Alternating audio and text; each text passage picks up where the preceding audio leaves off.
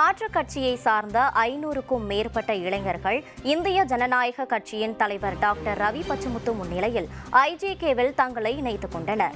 சென்னை அசோக் நகரில் உள்ள இந்திய ஜனநாயக கட்சியின் தலைமை அலுவலகத்தில் விழுப்புரம் மாவட்ட திமுக பொறுப்பாளர் கே அறிவழகன் தலைமையில் 500க்கும் மேற்பட்ட இளைஞர்கள் திமுகவிலிருந்து விலகி ஐஜேகே தலைவர் இளையவேந்தர் டாக்டர் ரவி பச்சமுத்து முன்னிலையில் கட்சியில் தங்களை இணைத்துக் கொண்டனர்.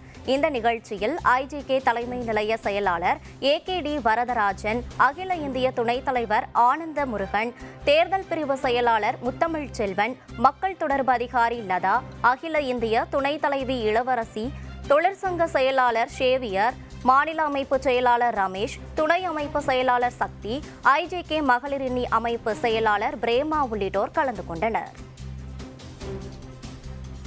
நிகழ்ச்சியில் பேசிய இந்திய ஜனநாயக கட்சியின் தலைவர் டாக்டர் ரவி பச்சமுத்து, மக்களோடு மக்களாக இருந்து மக்களுக்கு நல்லது செய்ய வேண்டும் என்பதை தனது நோக்கம் என தெரிவித்தார். நாம் நல்லது செய்ய பணம் தேவையே இல்லை என்றும் மக்களுக்கு நல்லது செய்ய இறைவன் கை கொடுப்பார் எனவும் அவர் குறிப்பிட்டார்.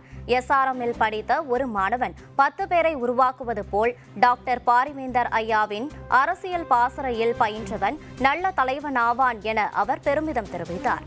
நாடாளுமன்ற தேர்தலில் சொன்ன 99% வாக்குறுதிகளை டாக்டர் பாரிவேந்தர் நிறைவேற்றிவிட்டார் என கூறிய டாக்டர் ரவி பச்சமுத்து, ஐஜேகேவில் நியாயமாக நேர்மையாக உழைத்தால் வெற்றி பெறுவது உறுதி என தெரிவித்தார்.